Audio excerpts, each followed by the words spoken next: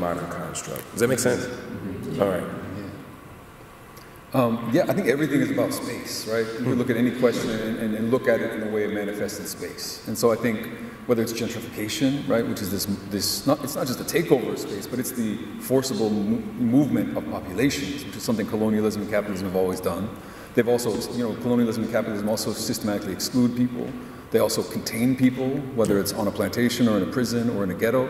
And so space is always this question. It's not always that they're holding space. Sometimes it's that they're moving people around, and we want to be able to disrupt that movement because they want to shift things around as a way to make it profitable, right? And this is what gentrification does, right? It's moving populations, as a way to facilitate accumulation.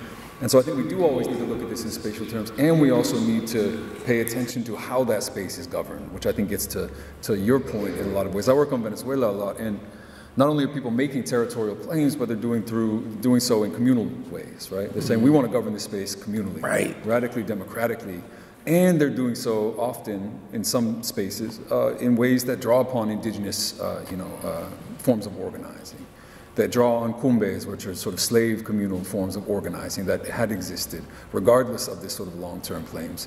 And the important piece about claiming land is not only that it's justifiably yours, that you need it, that it's something that is part of, of developing just as human beings, but also as part of resistance, right? When we claim territory, when we govern it, we're putting into practice a new kind of world, and we're creating a base for continued resistance, right? Mm-hmm. This is part of what Occupy did. It wasn't just a march. They took over space and said, we're not going anywhere.